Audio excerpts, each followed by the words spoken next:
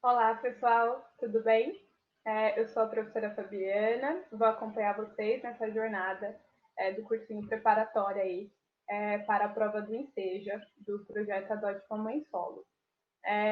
Antes de começar, eu só queria explicar uma coisinha para vocês, porque na prova do Enseja para o ensino médio, a prova junta a disciplina de Geografia e de História numa única disciplina que eles chamam de Ciências Humanas. Então, eu, Fabiana, sou a professora de Geografia. O professor Marcelo, que vai acompanhar vocês também nessa jornada, é o professor de História. Então, nós dois vamos dividir aqui essas aulas. Então, vai ter aulas que serão ministradas por mim e outras aulas que serão ministradas por ele, tá bom? Então, bora lá para a primeira aula.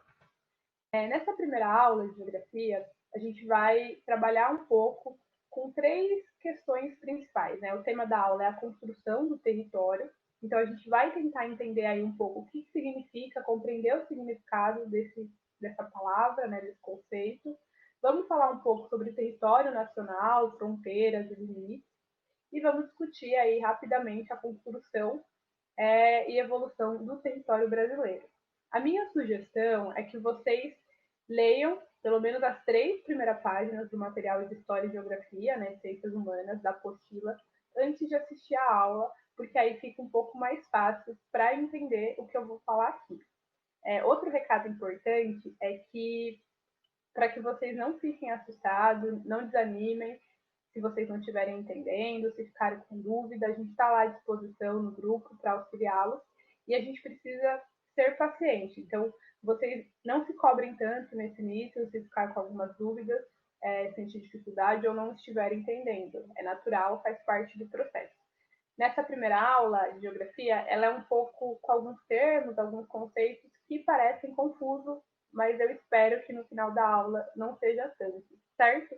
Para começar, eu acho que é importante que a gente entenda aí quatro coisinhas. A primeira, existem várias formas da gente definir o território, não existe uma única forma e não existe uma única forma correta, então a gente vai ver várias definições. Existe uma diferenciação muito importante entre palavra e conceito. Então, por exemplo, o território ele pode significar qualquer coisa para uma pessoa que, enfim, para um amigo, para minha mãe, para o meu pai.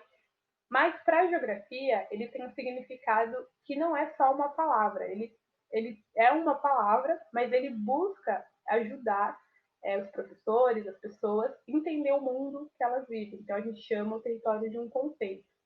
E esse conceito, ele aparece bastante na prova do Enseja de duas formas. Ou como território afetivo, então um território que a gente tem uma relação de afeto, que a gente se identifica, né, que a gente está chamando de identidade, ou um território físico, que é um território que tem uma delimitação, então que tem ali as suas linhas, né, os seus limites bem desenhados, certo? Eu vou explicar cada uma dessas duas de forma mais aprofundada. Para falar do território como um território afetivo, eu começo com essa música do Arlindo Cruz, O Meu Lugar, que eu acho que muitos de vocês conhecem, é uma música bastante famosa, e é uma música na qual ele vai descrever a relação que ele tem com uma região da cidade, que é Madureira. Então ele vai contar tudo que tem de positivo em Madureira. Essa relação que ele tem com Madureira faz com que Madureira seja um território afetivo. Por quê?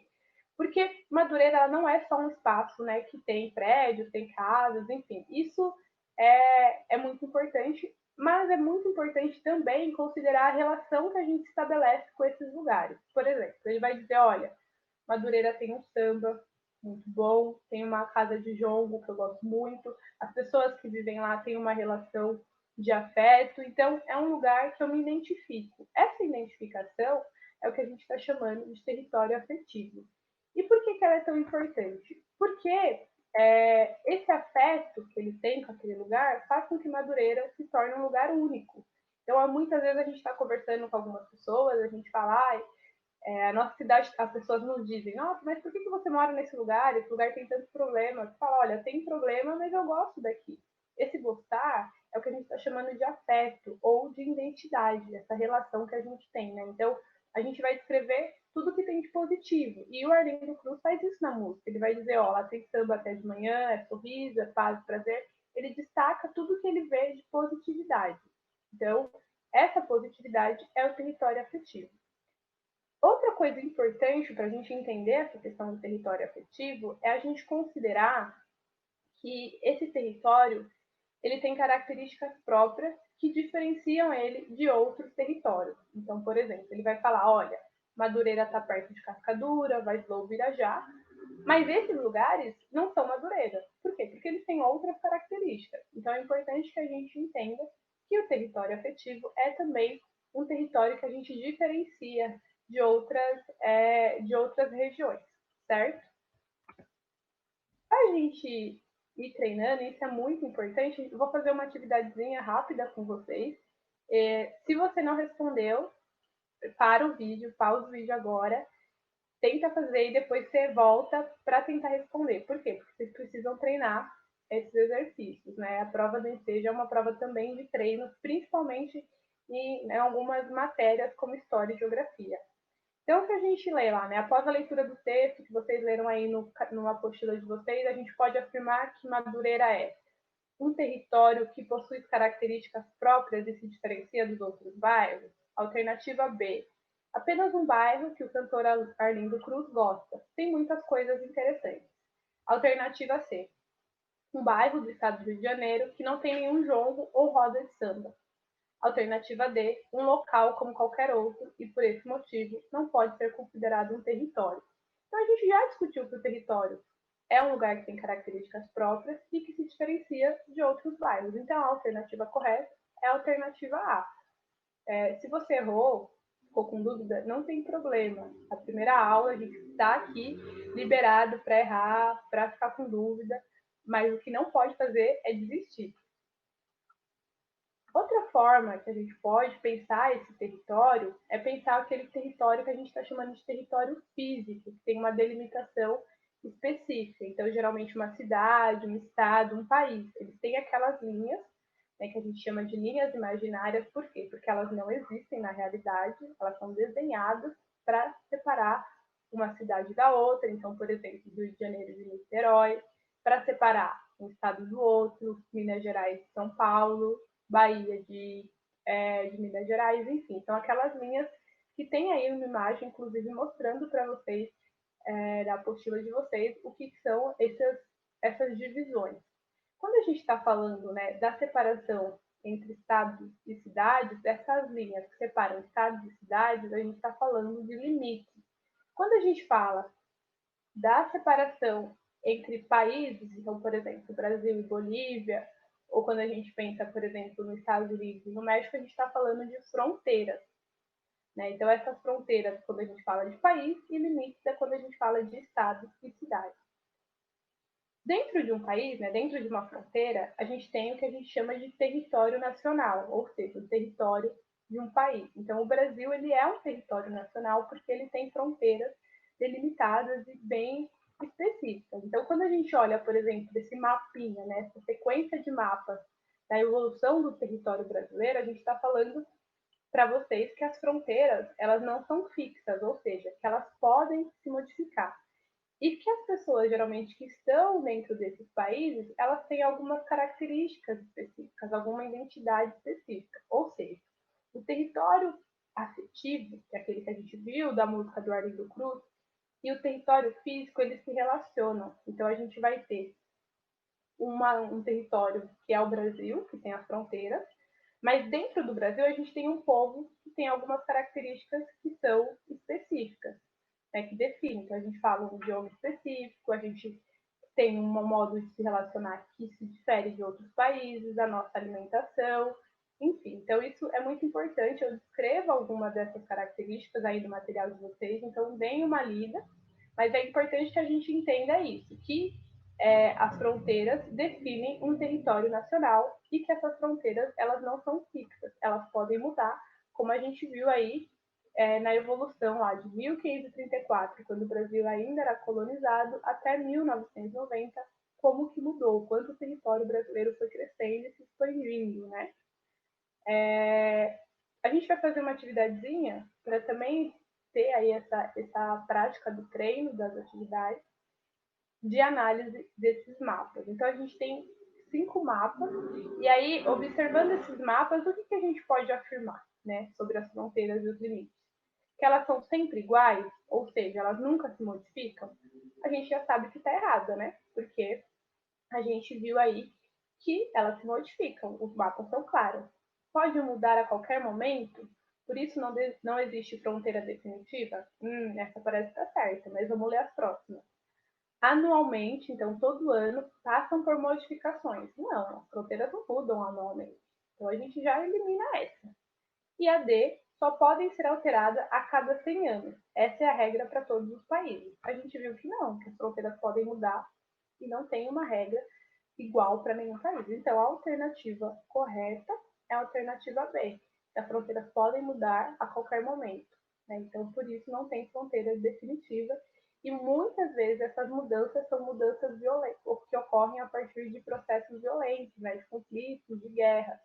O próprio Brasil, a gente precisa considerar que a construção desse território, né, com os limites e com as fronteiras atuais, não foi pacífica. A gente é um país que foi colonizado, né, então, que foi explorado, invadido, enfim, pelos europeus, e os povos que aqui residiam, que a gente chama de povos indígenas, e a população africana e negra que foi sequestrada do continente africano e foram escravizados aqui, explorados, enfim, mortos, é, sofreram de forma bastante intensa, uma violência muito grande, então a gente precisa considerar esses conflitos presentes na construção do território nacional, mas a gente precisa também considerar que esses grupos resistiram e se organizaram de diversas formas para sobreviver. Então a gente tem aí uma série de estratégias de resistência e de sobrevivência. Eu vou destacar uma delas que foi organizado pela população negra, mas que tinha também a presença dos povos indígenas, que é os quilombos. Os quilombos eram um espaço que as populações fugiam, né, criavam ali um espaço de liberdade, de cooperação, para sobreviver à colonização. Então, era um espaço de fuga e de resistência contra a colonização. É importante considerar que muitos desses quilombos do período colonial permaneceram no território nacional, é o que a gente chama de áreas remanescentes de quilombo, então que tem aí uma origem quilombola. E os povos indígenas, eles também têm os próprios territórios, e tanto os quilombolas quanto os povos indígenas sofrem ainda hoje, de forma muito intensa, um processo de violência e de ocupação, de disputas desses territórios, porque esses territórios muitas vezes têm elementos de interesse de fazendeiros, de madeireiros, enfim, de outras pessoas que querem ganhar recursos com esses territórios. Se vocês tiverem mais dúvidas e quiserem entender mais sobre esse processo, a gente vai ter uma aula específica sobre conflitos e disputas, mas se vocês quiserem entender sobre esse processo ou sobre qualquer outra coisa que eu falei até agora, pergunta lá para a gente no grupo, a gente está à disposição para ajudá-los. A gente está aqui apresentando alguns conceitos principais, mas a ideia é que vocês aprofundem esses conceitos, esses termos, esses assuntos, e a gente está lá para auxiliá-los, certo?